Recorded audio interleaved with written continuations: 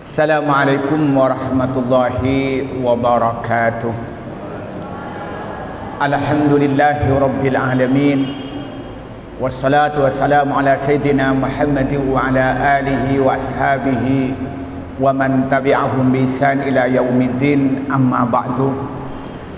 Para alim, para ulama, hadirin hadirat yang saya hormati, wa husbi dzikri akhi Al-Mukarram Syekh Muhammad Darwis yang saya hormati.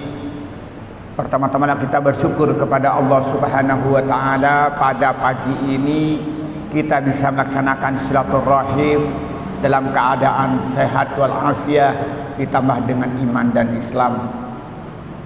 Semoga nikmat-nikmat ini membawa kita makin dekat kepada Allah Subhanahu wa taala dan yang pada akhirnya mendapatkan ridho dari Allah Subhanahu wa taala. Hadirin hadirat yang saya hormati, kedua kalinya rahmat dan salam semua dicurahkan kepada Nabi Muhammad sallallahu alaihi wasallam. Pada pertemuan kali ini kita akan membicarakan tentang kedudukan silaturahim atau pentingnya silaturahim. Yang kita lihat dalam kehidupan sehari-hari di bulan Syawal ini, kita sering mendengar namanya halal bihalal. Ada yang namanya kita sebut namanya ujung-ujung dan lain sebagainya. Tujuannya hanya satu, yaitu silaturahim. Kenapa harus kita silaturahim?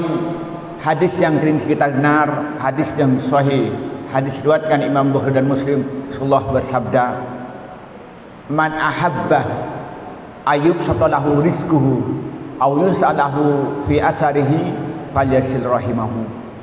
Kata Rasulullah menyatakan, siapa orang yang senang, siapa orang yang mempunyai keinginan rizkinya dipermudah, diperluas, rizkinya diberikan barokah, dan juga menginginkan umurnya itu panjang, maka satu-satunya jalan adalah silaturahim. Ya, silaturahim itu bisa bermacam-macam. Bisa diantaranya ikut pengajian bersama, ini kan ketemu dengan teman-teman. Yang tidak datang kan tidak ketemu dengan siapa-siapa.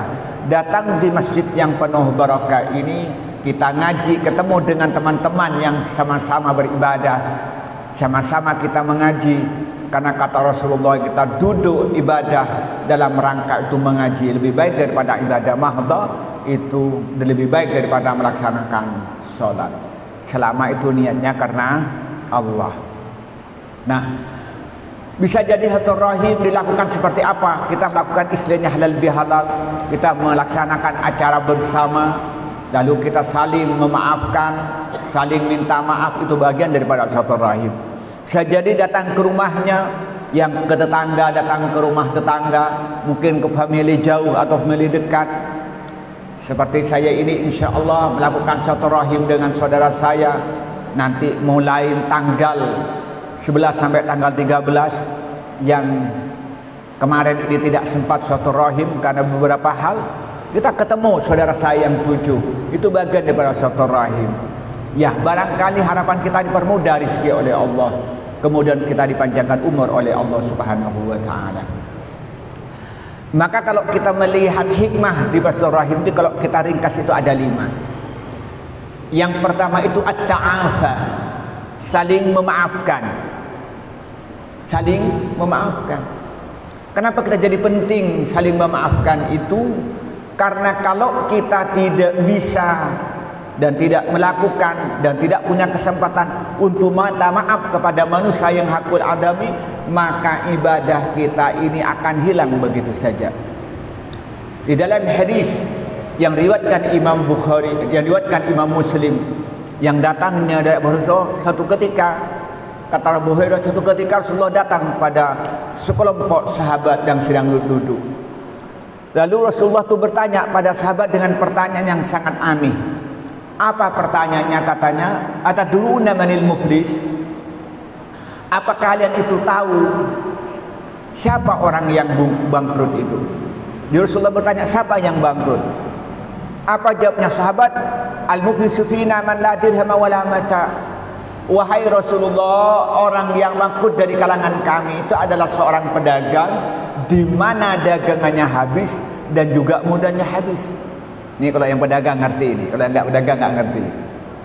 Apa kata Rasulullah? Al-muflisu min ummati may ya'ti yaumal qiyamati bi salatin wa siyamin wa zakatin wa ya'ti syatama hada wa qadhafa hada wa akala mala hada wa daraba hada wa saqatima hada fayuqta hada min hasanatihi wa hada min hasanatihi hatta idza fadat hasanatuhu buhida min sayyiati sahibihi faturihat alaihi wa turihat finnar.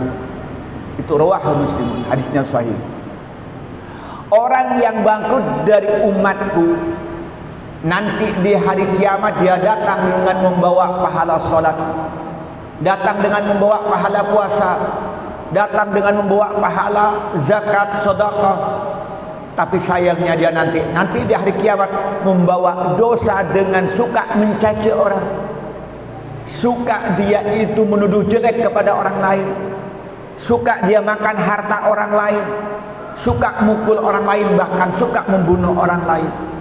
Apa yang terjadi? Maka kebaikan sholatnya diberikan kepada orang yang pernah dirasani, orang yang pernah dicaci. Lalu kebaikan puasanya diberikan kepada orang yang pernah dihina. Kemudian kebaikan sedekahnya diberikan kepada orang yang pernah diambil hartanya. Tapi ternyata kebaikan-kebaikan yang dilakukan pada bulan Ramadan ternyata itu sudah habis. Masih banyak orang yang antri menuju dan nuntut keadilan kepada Allah. Apa yang terjadi?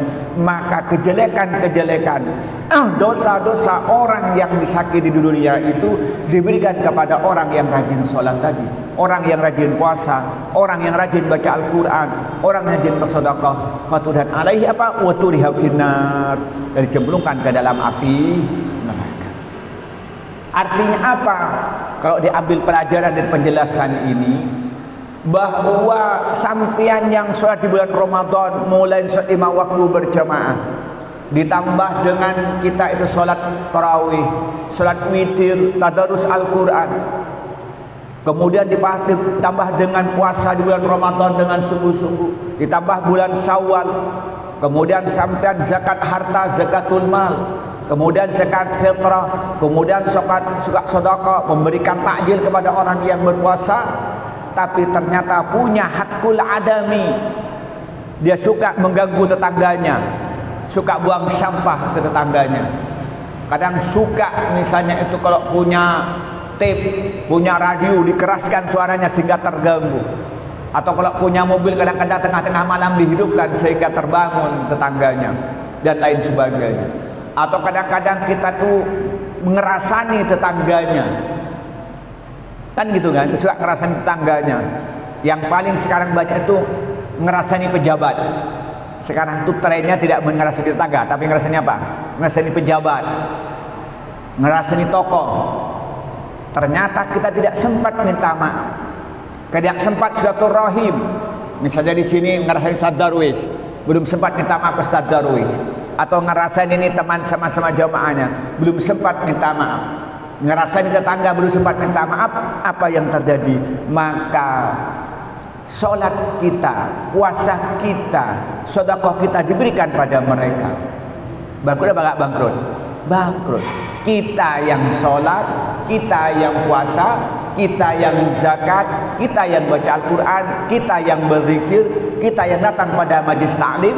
Ternyata kebaikan-kebaikan Tuhan diberikan kepada orang yang kita sakiti dan tidak sempat untuk minta maaf.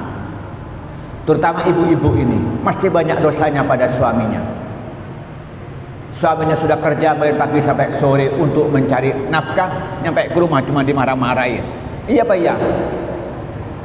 Bapak-bapak rela dimarahin atasannya. Bapak rela duduk di tugu sehari penuh. Bapak rela duduk di pasar untuk apa? Supaya istrinya terpenuhi kebutuhan makanannya, supaya punya baju bagus yang bagus, dia punya baju yang bagus, supaya mempunyai kalung emas, supaya dihormatin oleh keluarganya. Tiba di rumah cuma dimarah-marahin. Dosa nggak dosa kira-kira? Dosa. Maka di kesempatan di bulan Syawal ini, maka minta maaf kepada suaminya atas dosa-dosa yang dilakukan. Begitupun seorang suami banyak dosanya kepada istrinya. Istrinya sudah bangun sebelum subuh, mulai dari ngepel, mulai dari bersih-bersih kamar tidur, masak, apalagi punya anak kecil sibuk dengan anak, sedang suaminya santai-santai minum teh, kadang-kadang dia senyum-senyum dan ketawa-ketawa di kantor, ke rumah ternyata uang gajinya sebagian besar nggak dibawa pulang, tapi dibawa makan-makan dengan temannya. Bahkan kadang-kadang dia itu berteman dengan orang yang diharamkan oleh Allah. Dosa nggak dosa kira-kira? Dosa. Katanya orang Madura, kikiran kerap belencerang-rang. Dosa nggak dosa? Ya dosa. Maka kewajiban kita sebagai seorang suami minta maaf pada istri. Supaya apa? Supaya pahala puasa, pahala salat, pahala zakat itu tidak hilang. Jadi yang pertama itu at-ta'afah. Maka jadi penting kalau silaturahim kita saling memaafkan, saling minta maaf. Kalau bahasa saya, orang yang minta maaf itu perlu kebesaran hati, tapi memberi maaf itu perlu kebesaran jiwa. Karena kita kadang-kadang kalau sudah disakitin orang itu maafkan orang itu tidak gampang, sulit. Tapi juga kalau kita berbuat dosa kadang malu mau minta maaf. Maka di momen silaturahim, momen bulan Syawal ini, mari yang merasa berdosa kita minta maaf, sedangkan yang merasa dirinya disakiti memberikan maaf. Karena kalau dirinya ingin dimaafkan orang lain, maka harus memberikan maaf kepada orang lain. Itu yang pertama.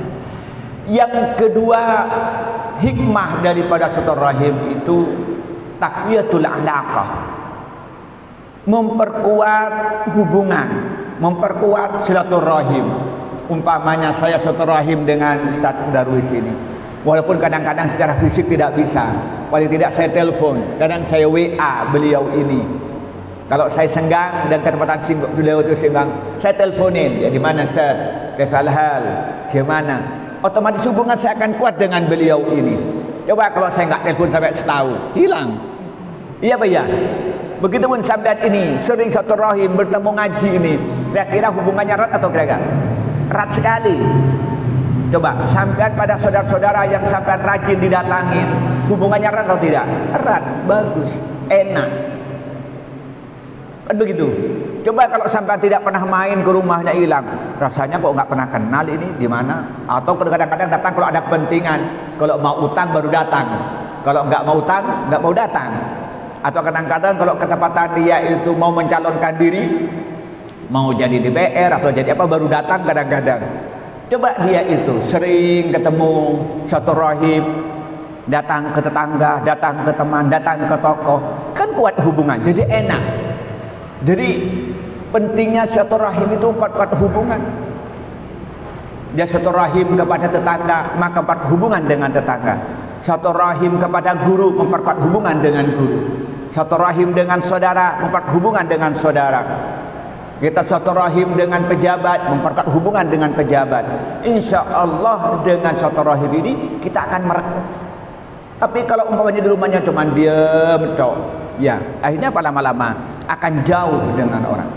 Maka jadi penting silaturahim itu. Yang kedua tadi itu adalah taqwiyatul alaqah. Kemudian yang apa? Yang ketiga itu izalatun niza. Orang yang suka silaturahim itu pasti akan mengurangi itu perpecahan. Misalnya saya punya ada kesalahpahaman dengan Ustaz Darwis. Pertama kali Ustaz Darwis mangkal dengan saya, tapi saya datang ke sana ke rumahnya, mungkin pertama kali agak cemerut gitu ya. Datang lagi, mungkin cemerutnya agak ringan. Lama-lama kan hilang. Jadi nyaman pada akhirnya. Kenapa? Hilang. Kemudian yang kesalahpahaman yang dengar dari orang, kemudian ditanyakan langsung, kan akhirnya jadi enak. Coba ibu-ibu nih kalau punya masalah dengan tetangganya, sudah datang ke sana, walaupun kadang-kadang nggak disapa, datang lagi. Kemudian setelah itu mulai disapa lagi. Pada akhirnya kan hilang perpecahan itu. Karena biasanya perpecahan itu, perselisihan itu di mana? Karena kita putus hubungan silaturahim. Maka melihat tokoh-tokoh itu, kalau kita ingin membenahi bangsa dan negara, apa yang dilakukan oleh mereka? Silaturahim satu sama lain. Sehingga apa? Tokoh sama tokoh ini menjadi rekat. Ketika jadi rekat, maka hilang perpecahan itu. Maka menguntungkan bangsa dan negara. Begitu pun kadang-kadang suami istri ini, kenapa? Kadang-kadang itu jauh. Kadang-kadang karena sibuk masing-masing. si ibunya sibuk dengan arisan, bapaknya sibuk dengan bisnis. Pulang ke rumah ibunya sudah tidur, berangkat kerja ibunya belum bangun. Begitupun kadang-kadang pulang ke rumah anaknya sudah tidur, sebelum bangun sudah berangkat kerja. Ya, itu biasanya gampang cemburu. Dituduh nanti kawin lagi katanya. Nah, gak ditanyakan oleh Ustaz Darwis, kalau kamu kawin lagi, kenapa kamu rahasiakan? Dijawab, kan menikah itu kan ibadah. Kan ibadah nggak boleh riya, nggak boleh diomongkan katanya. Kira-kira begitu. Jadi apa? Harus dirahasiakan. Jadi akhirnya apa? Ya ribut juga gitu kan. Nah, maka karena itu kita kalau banyak silaturahim, yakin dan percaya akan mengurangi perselisihan, bahkan akan menghilangkan perselisihan sama sekali. Itu jadi penting. Maka bapak-bapak ini kalau ada kesalahpahaman dengan orang, jangan tambah dijauhi, datangi. Kalau ada kesalahpahaman dengan orang tuanya, datangi. Kalau ada kesalahpahaman dengan adiknya, datangi. Kalau ada kesalahpahaman dengan tokoh, datangi, jangan dijauhi. Dan itu saya praktekkan. Kalau saya dengarkan opini tidak enak, saya datangi, saya tamu. Tapi saya tidak mempertanyakan masalah yang diperselisihkan, itu saya datang aja. Dengan sopan santun, saya dengarin ucapannya. Kemudian dia tanyain lagi, saya dengarkan ucapannya. Lama-lama dia bilang, ternyata Pak Wadud ini orangnya baik ya, tidak seperti yang diceritakan oleh orang. Akhirnya dia malu sendiri mau nyerang itu. Itu adalah daripada silaturahim. Itu yang ketiga. Kemudian yang keempat apa gitu? Taqwiyatul mahabbah. Memperkuat rasa cinta. Coba sampean saudara yang sering sampai datang ke rumahnya sampai cinta enggak kira-kira? Cinta mesti. Begitupun sampean yang datang kepada saudaranya, pasti saudara sampean itu akan cinta kepada sampean. Sampean punya tetangga yang sering sampean datangi, tapi tidak sampai ngerepotkan, ya itu mesti lebih dicintai daripada yang nggak pernah datang. Mesti. Anak yang sering datang kepada orang tua, mesti orang tuanya senang kepada anaknya. Mesti begitu. Tapi sesuai dengan etika bertamu. Mesti jangan nanti tengah-tengah malam mau tidur orang datang, repot juga kadang-kadang. Sudah tahu orang yang sudah ngantuk-ngantuk tuan rumahnya nggak mau pulang, dia salah juga gitu kan. Jadi orang itu yang suka silaturahim masih rasa cintanya itu kuat. Mesti. Asalkan dia berpegang kepada etika dalam bertamu, etika di dalam silaturahim, pasti tambah memperkuat cinta. Dan itu saya rasakan. Saya dengan teman-teman mesti saya sempatkan silaturahim. Kalau saya tidak bisa secara fisik, mesti saya itu menggunakan media sosial. Saya bisa pakai line, telepon yang ketepatan teman-temannya ada di luar negeri. Atau saya itu misalnya pakai WA teman-teman di dalam negeri. Atau kalau saya paling tidak saya teleponin. Kalau yang itu daerah-daerah sinyalnya itu agak sulit. Kemudian saya kalau yang rumahnya dekat, semesti saya datangi. Beda rasanya itu. Kecintaan ketika orang itu saling silaturahim. Nah, itu jadi penting. Maka karena itu bapak-bapak ini kalau ingin memperkuat rasa cinta dengan saudaranya, dengan anaknya, dengan tetangga, begitupun harus banyak silaturahim. Begitupun ibu-ibu kalau ingin memperkuat silaturahim, persilahkan buat silaturahim. Kalau ingin dicintainya dan mencintainya, buat silaturahim. Medianya banyak, bisa mengikuti majelis taklim bersama pada pagi ini. Ini kan jadi saling mencintai karena ketemu. Coba dengan tetangga yang nggak ikut dan tidak pernah ketemu, saya yakin cintanya nggak ada. Tapi kalau begini, duduk bareng dengan tujuan yang sama, ikhlas karena Allah untuk thalabil ilmi, ikhlas karena Allah dalam rangka kita melaksanakan perintah Allah. Lalu kita bersama-sama ingin mendengarkan pengajian dengan beraneka ragam tema, saya yakin ada kecintaan dalam dirinya. Itu yang ingin dapatkan. Kemudian yang terakhir, karena saya ingin mendengarkan tanya jawab, al-irzaq wal irtizaq. Al-irzaq kita bisa memberi, wal irtizaq kita bisa mendapatkan rezeki. Kalau kita ini datang kepada rumah orang, pasti oleh orang diberi. Pada pagi ini saya datang ke Masjid Al-Huda ini, ia diberi air. Berarti irzaq. Bisa saya minum, contohnya. Ini contoh saja ini. Nah, kita diberi oleh Gus Darwis, oleh Ustaz Darwis, diberi oleh panitia ini. Tapi juga wal irtizaq, saya mendapatkan rizki. Coba kalau di rumah nggak mungkin ada yang beri teh. Coba kalau saya duduk di rumah sendirian, nggak mungkin saya diberi dionde tadi itu. Berarti dapatkan rizki. Itu yang sederhana. Coba kalau bapak-bapak itu diam di rumahnya, main ke tetangga, dia paling tidak diberi teh. Padahal di rumahnya nggak dibuatin teh oleh istrinya. Tapi main ke tetangga mesti diberi teh. Yang suka ngopi diberi kopi. Ditambah nanti mungkin roti goreng. Kenapa? Al-irzaq wal irtizaq. Dalam konteks lebih besar, terutama pengusaha. Coba yang dagang kitab sering silaturahim ke pondok-pondok, kitabnya dibeli. Kira-kira begitu kan? Itu kan irzaq wal irtizaq. Cuman coba yang ketepatan dia misalnya pengusaha beras, lalu datang dia itu ke teman-teman, terutama yang mempunyai usaha, terutama yang punya pondok, bisa berasnya dibeli oleh pondok. Kira-kira di sini bertambah nggak kira-kira? Bertambah. Kalau dia misalnya ada seorang kontraktor, lalu dia silaturahim kepada orang-orang, bisa dapat borongan. Orang membuat rumah, bisa dia menggunakan jasa dia. Nah, yang paling nampak dia kalau politisi.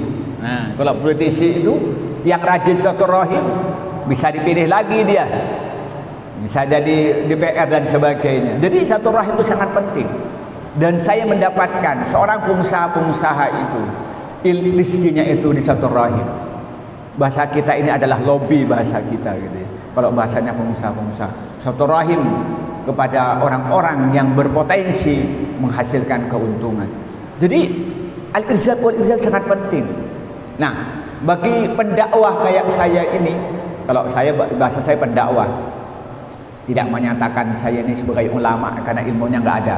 Kalau pendakwah ialah penceramah tok lah. Kalau penceramah ini kan ilmu tidak harus tinggi, pokok pintar ngomong gitu ya. Kalau ulama ilmunya harus dalam.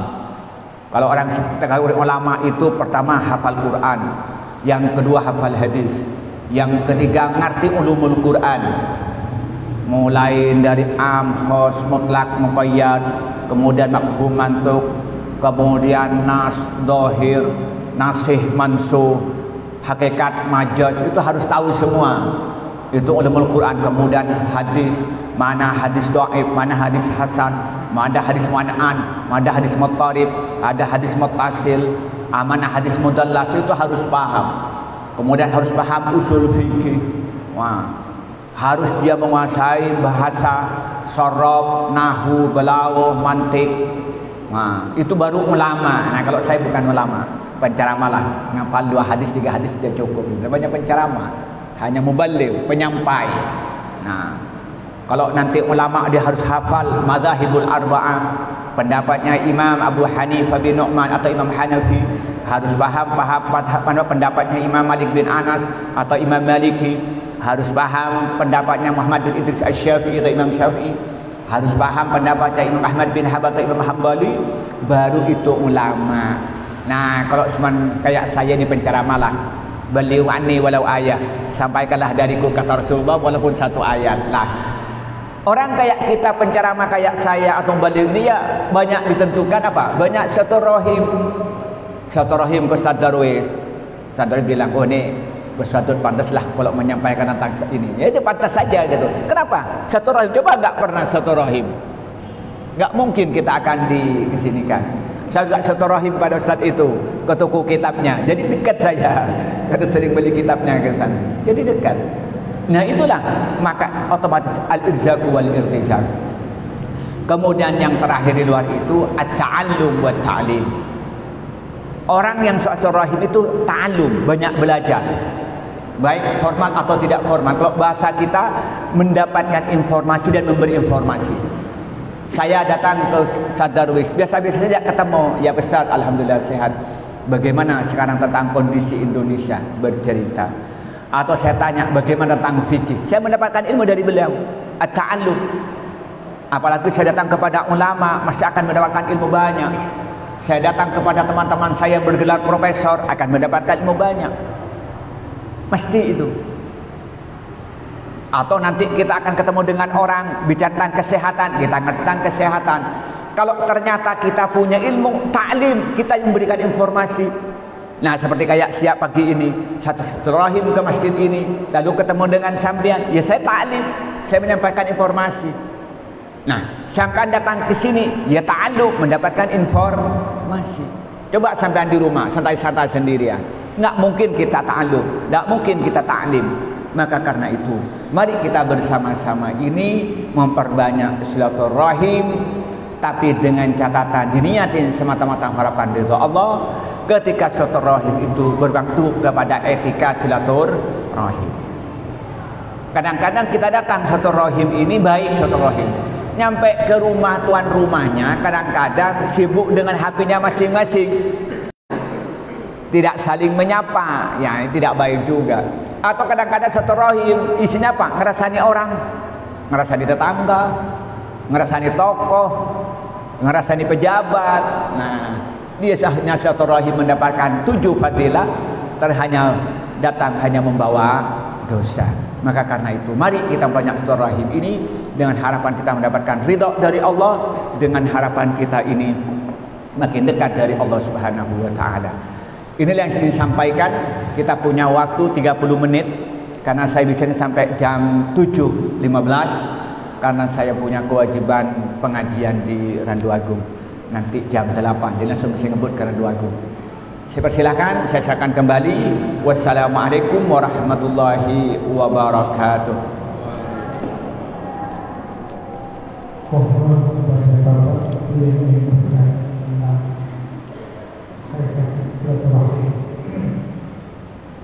Satu, dua, dimulai dari taksan. Waalaikumsalam warahmatullahi wabarakatuh. Yang dikatakan dari siapa yang diimankan tentunya dan dimulakan rezekinya, maka adalah bersilaturahim. Yang saya tanyakan, apakah panjang umur itu orang yang tua sampai tua mati terus sampai anak muda itu mati, apakah itu yang disebut panjangkan umurnya? Ya, terima kasih. Penafsiran panjang umur ini bermacam-macam. Gak apa-apa diterangkan agak panjang ya. Ada panjang umur memang umurnya panjang disebabkan silaturahim. Contohnya begini, ada takdir itu ada namanya takdir mubrom, ada takdir mu'allaq. Ada takdir dari Allah itu tidak akan pernah berubah, tapi ada takdir itu berubah. Contohnya begini, contohnya yang takdir mubrom ini, bahwa ada orang yang namanya A akan mati pada umur 20. Apapun yang takdir dia mati. Tapi ada orang namanya B, ditakdirkan dia akan mati pada umur 20 karena dia itu kena penyakit paru-paru. Tapi kalau dia silaturahim maka nanti akan meninggal umur 60. Kenapa? Karena silaturahim ketemu dengan dokter paru-paru yang beri pengobatan gratis sehingga sembuh. Nah, kalau ternyata dia itu tidak silaturahim, mati pada umur 20 karena paru-paru. Tapi kalau silaturahim ketemu dengan dokter, diobatin sembuh sehingga umur 60. Itu namanya takdir mu'allaq. Sehingga silaturahim itu bisa memperpanjang umur. Bisa dipahami ini ya? Ya. Kemudian yang kedua, ada diartikan itu panjang umur itu adalah panjang umur barakatul umri, umurnya barakah. Contohnya begini, orang biasanya kalau silaturahim banyak ini, biasanya kan secara teori fisik itu kan banyak bergerak. Kemudian orang yang tidak silaturahim biasanya hatinya senang.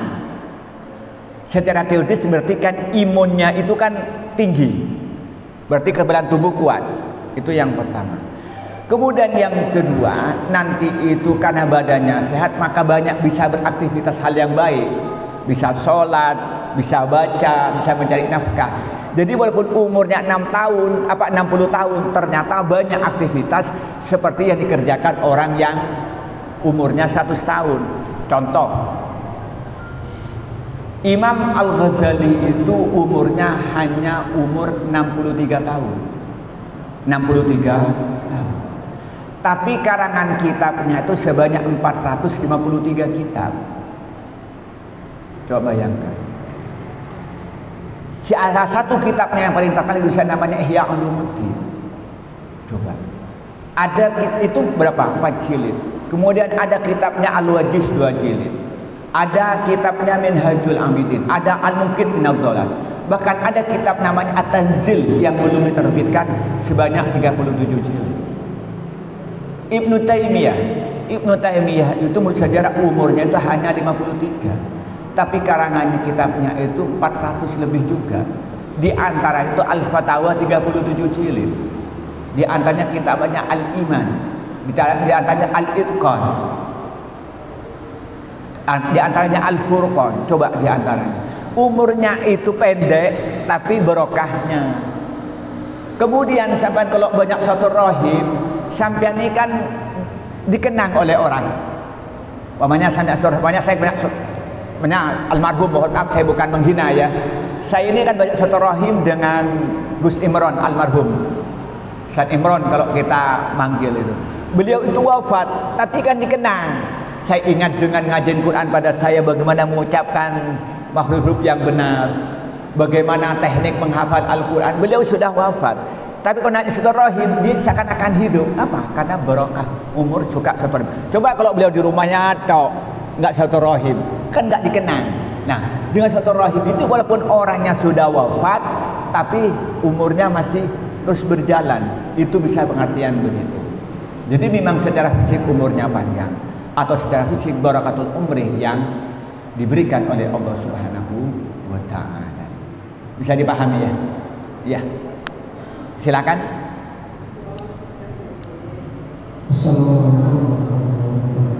Waalaikumsalam warahmatullahi wabarakatuh. Tadi dikatakan bahwa sahabat itu bisa mendatangkan rezeki, bisa mendatangkan. Sekarang kalau tujuan silaturahim cuma untuk urusan bisnis, apakah kita masih mendapatkan kedua kenikmatan itu? Tujuan bisnis. Iya. Yang kedua, sering dialami di dalam masyarakat yang jauh di silaturahim, tapi tetangga dekat tidak di silaturahim. Alasannya, oh sering ketemu aja, nanti saja. Sehingga tetangga-tetangga dekat itu terlewatkan, yang jauh-jauh itu dikunjungi. Dan kebanyakan di masyarakat sekarang ini silaturahim bukan ke saudaranya, tetapi ke tempat wisata. Nah itu mohon keterangan. Semoga dengan ini kita bisa menemukan silaturahim. Wassalamualaikum warahmatullahi wabarakatuh. Jadi tadi pertanyaan bagaimana silaturahim yang tujuannya duniawi, saya mendapatkan keuntungan. Begini, ikhlas ini kan ada 4 tingkatan. Kalau Rabi' Adawiyah itu membagi ada 3 tingkatan. Tapi kalau saya mendapatkan keterangan lagi ada 4 tingkatan. Ikhlas yang pertama itu dia melakukan kebaikan karena cinta kepada Allah. Sampian ini melaksanakan sholat tidak mengharapkan surga, tidak mengharapkan neraka, karena cinta kepada Allah Subhanahu wa taala. Seperti hanya sampai memberikan uang pada anaknya, kan tidak ingin dibalas kan, karena senang aja dan itu menikmati. Dan itu para wali radhiyallahu anhum wa radu'an, itu para sahabat menikmati. Tingkat kedua ikhlas itu ingin masuk surga. Jadi sampai ibadah karena ingin masuk surga itu ikhlas, tapi tingkatan kedua. Maka sampean itu banyak beramal soleh biar dapat pahala banyak. Ikhlas. Tingkatan yang ketiga itu sampean itu ikhlas karena takut masuk neraka.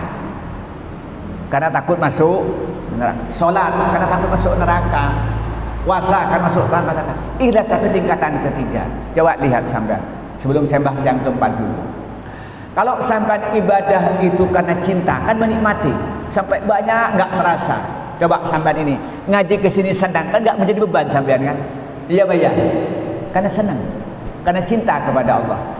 Tapi kalau sampean itu nanti karena ingin masuk surga, maka sampean ingin menambah, ya menurut sampean pahalanya banyak. Kalau sudah merasa banyak, ya tenang aja, nggak mau ibadah lagi. Karena sudah merasa banyak. Tapi kalau ibadahnya sampai kena takut masuk neraka, ya pokoknya sholat walaupun nggak khusyuk, yang penting tak menggugurkan wajib, ya tak dosa katanya orang Madura.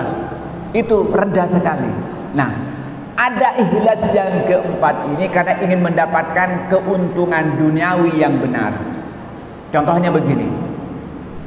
Kalau sahabat ingin sedekah, kenapa sedekah? Karena ingin mendapatkan balasan nanti 700 kali lipat. Masalul ladzina yunfiquna amwalahum fi sabilillah kamathali habatin ambatat sab'a sanabila fi kulli sumbulatin mi'atu habba wallahu yudha'ifu liman yasha. Saya ingin bersedekah karena supaya mendapat keuntungan 700 kali lipat. Ikhlas itu nggak ada masalah. Bisa dipahami ini. Ini tingkatan ikhlas. Ikhlas cuma tingkat yang tertinggi yang karena cinta. Itu yang dimiliki oleh sahabat. Allah menyatakan radhiyallahu anhum wa radu'an. Allah ridho pada mereka dan mereka ridho terhadap Allah. Nah, sekarang pertanyaan, bagaimana kalau silaturahim itu ada kepentingan bisnis? Ini termasuk duniawi atau tidak? Kalau diteruskan, saya silaturahim ingin bisnis dengan dia, tapi dengan cara yang halal, dengan rezeki yang halal. Pahalanya bukan silaturahim, tapi pahalanya mencari nafkah yang halal. Jadi pintu masuknya beda. Saya datang ke Gus Darwis, Ustaz Darwis, karena tujuan saya punya bisnis, misalnya itu perumahan. Silaturahim saya itu yang dihitung bukan silaturahimnya, tapi mencari nafkah dengan cara yang halal.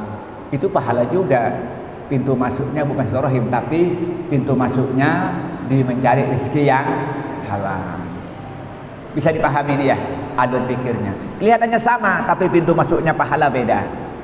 Pintu masuk pahalanya adalah mencari nafkah dengan halal. Kemudian pertanyaan yang kedua tentang apa tadi? Nah, kadang-kadang memang kita ini, saya ingin menyatakan begini. Sebenarnya yang paling penting itu adalah pertemuannya, itu adalah kualitas, bukan kuantitas. Semuanya contoh dengan suami istri. Sampai di rumah setiap hari ngelupet, tapi kerjaan cuma bertengkar, ya tidak bagus juga gitu. Dengan tetangga kita sering ketemu, tapi kita itu kualitasnya rendah, sekedar ketemu, itu juga tidak. Coba ketemu dengan tetangga itu disempatkan kita ketemu, paling tidak bagaimana kesehatannya, tunjukkan kecintaan kita kepada dia, tunjukkan senyum kita, senyum ikhlas. Walaupun ini sebentar dengan tetangga itu baik. Tidak harus mencari bulan Syawal. Ya, suatu waktu kita sempatkan ketemu, paling tidak apalagi kita sama-sama jamaah yang aktif, sempatkan ketika masuk masjid kita sambil nyapa, ya Pak Ustaz, bagaimana Pak, sehat, alhamdulillah. Tunjukkan kita cinta pada dia. Jadi tidak harus kita menunggu bulan Syawal gitu, nggak masalah gitu. Tapi yang jadi problem, kita dengan tetangga sering ketemu, tapi sekedar ketemu, tidak silaturahim. Karena hati kita tidak nyambung, sekedar ketemu, bahkan kadang-kadang saling cemberut, itu jadi masalah. Nah, maka karena itu kita ini ya dengan silaturahim dengan tetangga itu bagus. Tetapi biasanya kalau kami di sana itu biasanya dengan tetangga lebih dulu. Begitu turun dari masjid, tetangga didatangin. Namanya unjung kan begitu ya. Atau kadang-kadang kalau di pondok di format, terutama laki-lakinya, selesai sholat semuanya ke masjid, membawa makanan. Disitulah kita silaturahim untuk menghemat waktu dan tenaga. Itu lebih bagus juga. Setelah itu selesai, baru kita bisa datang ke family yang jauh. Saya ingin menyatakan begini, soal cara itu beraneka ragam, tapi yang paling penting itu di mana ketersambungan hati, bukan hanya sekedar fisik, tapi ketersambungan hati dan keikhlasan hati. Itu. Kemudian yang paling akhir, bagaimana silaturahim itu dengan tempat wisata?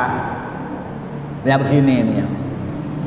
Saya ini ketemu dengan seorang yang rajin, dia itu ziarah kubur. Tapi dia itu jarang datang ke ibunya. Saya tanya pada saya, kira-kira menurut sampean lebih baik mana datang pada orang tuanya, pada ibunya karena bapaknya sudah meninggal, dengan ziarah kuburan? Jawabnya begini, saya ingin mendapatkan barokah. Saya tanya lagi, kira-kira barokahnya lebih banyak mana datang pada orang tuanya? Akhirnya saya ceritakan panjang lebar, akhirnya dia sadar, akhirnya datang kepada orang tuanya. dan ternyata saking bahagianya ibunya didoakan baik, terus hidupnya menjadi baik gitu lah. Maka karena itu saya ingin menyampaikan begini, anak sekarang ini yang banyak itu lebih suka silaturahim ke pantai, silaturahim ke tempat pemandian daripada silaturahim kepada family. Ya zamannya tanda-tanda hari kiamat gitu kan. Ya begitu. Maka karena itu bolehlah kita bersenang-senang, tapi jangan sampai melupakan kewajiban kita untuk silaturahim. Boleh kita senang-senang, tapi jangan senang yang membawa maksiat. Itu mungkin jawaban singkat saya. Maka karena itu berikan kesadaran mereka ini sebelum mereka mengunjungi tempat-tempat yang menurut mereka tempat wisata, maka kunjungilah dulu orang tua dan famili dekat dan rumah tetangga, karena potensi berdosa itu dengan tetangga sangat tinggi. Kira-kira begitu menurut saya jawaban saya. Silakan ibu-ibu, barangkali ada pertanyaan ini, ibu-ibu nggak pernah bertanya nih, silakan. Atau bapak ada pertanyaan yang lain, silakan. Ini ada pertanyaan, ya persilakan. Ya, kita punya waktu masih 15 menit, karena saya janji sampai jam 7.15. Assalamualaikum warahmatullahi wabarakatuh. Waalaikumsalam warahmatullahi wabarakatuh. Saya mau bertanya tentang dua korban yang satu berhutang, si A berhutang kepada si B sampai meninggal dunia.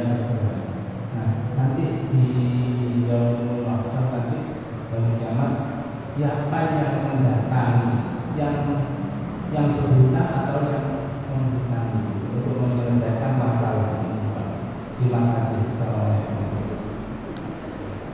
Saya nggak begitu paham pertanyaan, tapi saya jawab dulu dengan naluri saya dulu ya.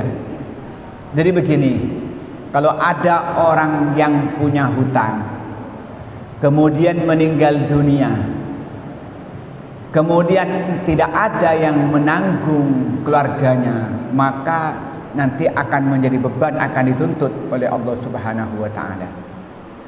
Jangankan hanya mati biasa, mati syahid pun dituntut. Di dalam hadis yang sahih riwayatkan Imam Bukhari, Rasulullah menyatakan, yufaru lisyahidi kullu syai'in illa ad-dain. Dosa-dosa orang yang mati syahid semuanya diampuni oleh Allah, hanya satu, masalah hutang itu enggak diampuni oleh Allah Subhanahu wa Ta'ala. Maka karena itu yang punya hutang cepat bayar. Ada sebuah kisah nyata. Ibu saya ini juga punya usaha toko apa ya, kebutuhan ya, kebutuhan rumah tangga itu. Nah, ibu saya ini punya belico, jadi orang belico. Singkat cerita, dia itu hutang. Menurut ibu saya ada catatannya, dia punya hutang belum bayar. Pada waktu itu tidak banyak, sekitar 600 rupiah waktu saya masih kecil itu. Kalau 600 rupiah sekarang nggak tahu berapa ya, dia 600 rupiah. Singkat cerita, dia itu oleh umi saya bilang, kamu punya hutang. Dia ngaku tidak punya. Ya udah, tapi tetap aja langganan. Singkat cerita, orang itu meninggal. Nah, setelah meninggal 2 hari berikutnya datang dalam mimpi kepada saudaranya bahwa dia melihat si orang yang mati itu merasa digandolin oleh ibu saya, sampai dia itu merasa berat, nggak bisa berjalan. Singkat cerita, setelah bangun datang ke umi saya bahwa saya mimpi orang ini itu saudara saya, mimpi digandolin kamu kesampian, apakah dia punya hutang? Umi saya cerita, dia waktu dagang dengan saya dia punya catatan punya hutang, tapi katanya dia nggak bayar, katanya sudah bayar, tapi di sini belum dihapus. Singkat cerita, dia itu bilang saya yang bayarin. Kata umi saya bebaskan dia. Nah, datang dalam mimpi dia sudah bebas dari gandolan itu. Itu kisah nyata itu. Nah, maka karena itu saya ingin menyatakan kalau dia punya hutang sampai meninggal, nanti Allah yang nagih pada yang punya hutang. Dengan cara apa? Seperti hadis yang tanya tadi itu, wa akala mala hadza. Jadi wa akala mala hadza itu bisa hutang tidak bayar, pinjam enggak dikembalikan, termasuk akala mala hadza. Maka nanti kebaikan-kebaikan dia diberikan kepada orang yang punya piutang. Tuh. Bisa dipahami? Ini mungkin yang ditanyakan ya. Benar pertanyaannya.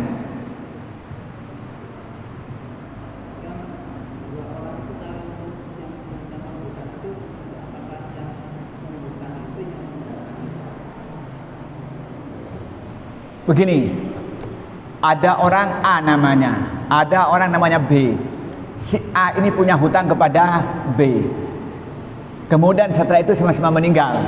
Kan gitu pertanyaannya. Maka berarti si A yang punya hutang ini nanti akan ditagih oleh Allah. Bagaimana caranya? Maka kebaikan si A itu diberikan kepada si B. Orang yang punya hutang, kebaikannya diberikan kepada pemilik uang itu.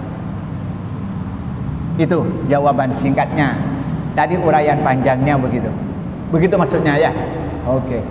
Silakan, ada waktu 10 menit. Ada Bapak Ibu 10 menit lagi. Enggak, ibu-ibu ini lama nggak pernah tanya ibu-ibu ini. Silakan ibu-ibu. Bapak-bapak mungkin ada pertanyaan tambahan? Ya, silakan. Nggak ada ya? Ya, kalau nggak ada berarti closing statement aja. Bapak-bapak, ibu-ibu yang saya hormati, mari kita bersama-sama ini mengorbankan silaturahim. Ada? Ya, persilakan.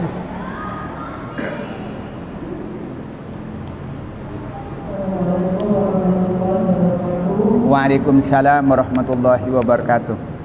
Bagaimana cara menghilangkan rasa belum bisa memaafkan sepenuhnya meskipun kita sudah saling bersalaman gitu Ustaz? Bagaimana cara memaafkan? Meskipun kita sudah bersalaman tapi masih ada masalah yang bisa memaafkan 100%. Oh ya, saya paham. Ya, terima kasih. Ya, saya tes. Sebenarnya salam itu kan memang sunnah dari Nabi. Kata Rasulullah, ketika ada seorang saling salaman, maka dosa-dosanya itu sudah lepas sebelum tangannya lepas dari orang yang disalami. Itu secara zahir. Tapi secara batin orang itu ketika salaman itu sebenarnya hatinya harus lepas juga. Saya berikan ilustrasi begini Pak. Kalau di tanah Arab ya, di Arab Saudi, di Mesir, ini bertengkar sudah. Lalu bilang Allahumma shalli ala Muhammad. Apa kata mereka? Allahumma shalli alaihi. Rangkulan tuh hilang Pak. Sudah hatinya tuh ridho. Cuman begitu. Jadi kalau maunya ada orang bertengkar, maunya di base, kan mereka gampang marah gitu ya. Tapi bilang Allahumma shalli ala Muhammad. Mereka aja Allahumma shalli alaihi. Maksud mereka rangkulan. Kalau kita dibilangin begitu, tambah jotos gitu ya. Kan kira-kira begitu. Itu ilustrasi pertama. Maka artinya saya ingin menyampaikan yang pertama itu ketika salaman itu sebagai simbol hati kita sudah halal bihalal, ridho sama ridho. Itu yang pertama. Kemudian bagaimana yang kedua itu ternyata kita ini sudah salaman tapi kita ini belum ridho. Berarti kita bukan orang yang bertakwa. Kan Allah menyatakan di dalam Al-Quran ayat yang sering dibaca oleh sampan ketika halal bihalal, wasari'u ila maghfirati min rabbikum wa jannatin arduhas samawati wal ardu wa iddat lil muttaqin. Siapa muttaqin? Alladzina yunfikuna fis sarra'i wad dharra. Ini yang pertama.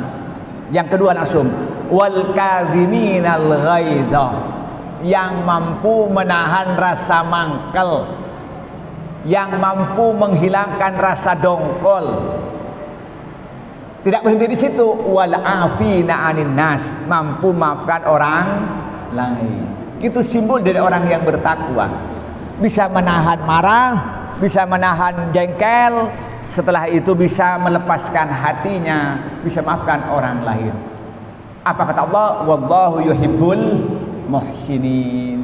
Allah cinta kepada orang-orang yang berbuat baik. Maka saya menyatakan untuk minta maaf perlu kebesaran hati, tapi untuk memberi maaf perlu keluasan hati. Kalau dirinya ingin dimaafkan oleh orang lain, harus mampu memaafkan orang lain. Itu, jadi belajar begitu. Kalau ingin dimaafkan orang lain, bahwa dirinya harus memaafkan orang lain. Itu kata kunci. Maka itu harus belajar. Terus yang ketiga, apa doa kita yang dibaca? Rabbana ufir lana wal ikhwanil ladina sabaquna bil iman wa la taj'al fi qulubina ghillan lil ladina amanu. Kan begitu. Ya Allah, semoga kami diampuni. Saudara kami semoga diampuni ya Allah. Dan semoga Engkau tidak menjadikan orang yang jengkel kepada saudara-saudara kami. Berarti doa sahabat betul mustajab itu, Bu. Maka karena itu perlu latihan. Orang berkata begini, dari mana saya tidak jengkel? Karena terlalu besar perilakunya yang menjengkelkan hati saya. Terlalu besar dosa yang dia lakukan kepada saya. Oke, kira-kira lebih besar mana dosa kita dengan Allah? Kalau Allah ajak memaafkan, masa kita tidak memaafkan? Tapi kata kunci, kalau kita ingin dimaafkan orang lain, harus kita mampu memaafkan orang lain. Kalau kita ingin disayang orang lain, harus mampu kita menyayangi orang lain. Kalau kita ingin tidak dijengkeli oleh orang lain, maka kita harus tidak jengkel kepada orang lain.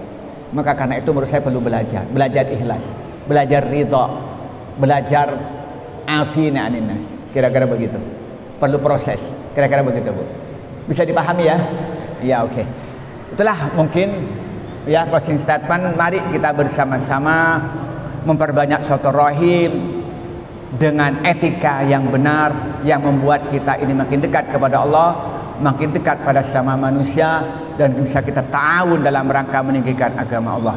Semoga kita semua yang hadir di masjid ini, keluarga di rumah, teman dan saudara-saudara oleh Allah diberikan ma'unah, diberikan pertolongan menjadi orang-orang yang bertakwa kepada Allah Subhanahu wa taala, orang yang cinta kepada Allah dan dicintai oleh Allah Subhanahu wa taala, orang yang ridha kepada Allah dan ridha oleh Allah Subhanahu wa taala. Dari saya lebihnya mohon maaf. Wallahul muwaffiq ila aqwamit thoriq. Wassalamualaikum warahmatullahi wabarakatuh.